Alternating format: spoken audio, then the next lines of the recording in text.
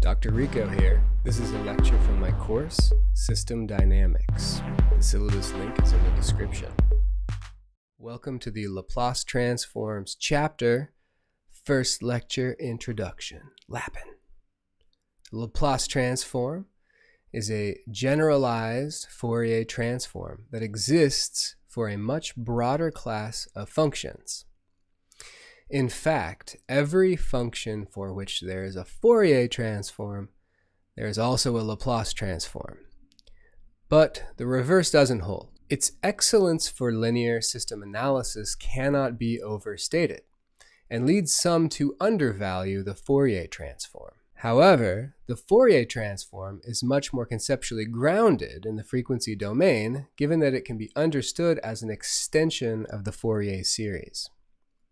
The Laplace transform's conceptual grounding has the same root, but in a less recognizable form, since the explicit frequency variable omega will be consumed by the Laplace transform S, introduced in a moment. But first, we motivate the Laplace transform by identifying a function of great importance to system analysis that does not have a Fourier transform. The unit step function, us of t. The Fourier transform of us of t does not exist because its defining improper integral does not converge in the absolute sense, a situation we describe as non-integrable. The Laplace transform does exist for us of t because it patches the Fourier transform integrand with a weighting function w, which is a map from R to R, defined as w of t equals e to the negative sigma t, for sigma a real number. Clearly, such a factor may drive the integrand to 0 for some positive sigma. Let's take the Fourier transform of a function of time f multiplied by this weighting factor as a foreshadowing of how the Laplace transform will use it. So here we are taking the Fourier transform of the function of time f of t multiplied by this weighting function w of t. And with the usual definition of the Fourier transform, we see that when we substitute in w of t equals e to the negative sigma t, these two exponentials can be combined by summing their exponents, as we do here. We see that the factor sigma plus j omega has emerged. This factor also arises in the Laplace transform. So we make an explicit definition. Definition, Laplace S.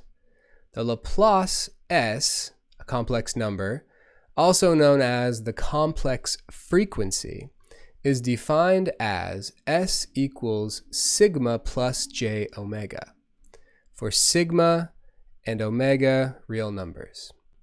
Just a complex number. The ubiquity of S has generated a common term called the S-plane, which is used as an alias for the set of complex numbers C, which, when considering its real and imaginary parts to constitute two Cartesian axes, i.e. R2, charts a plane. Returning to our Fourier transform, the Fourier transform of this function of time f of t multiplied by the weighting function, we have simplified it now to this integral over f of t e to the negative st dt. This is sometimes called the two-sided Laplace transform, which is rarely used in engineering practice.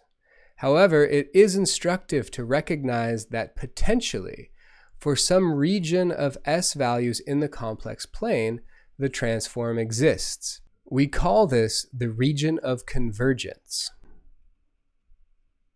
or ROC, of the transform. Now consider what happens if f of t is the unit step function.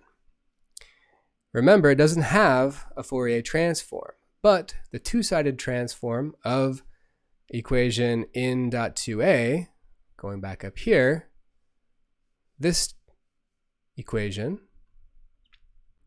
yields the Fourier transform of the unit step function multiplied by the weighting function introduced before is just equal to this. Now, this is just the Fourier transform of that term, the underlined term.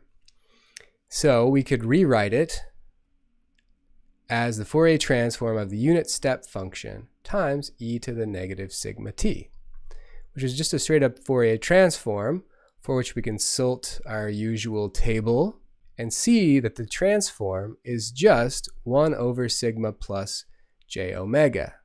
So, although the Fourier transform of the unit step function does not exist, the Fourier transform of the unit step function multiplied by this weighting function does. This bodes well for the Laplace transform, as we'll see soon. That's all I've got for today. See you next time.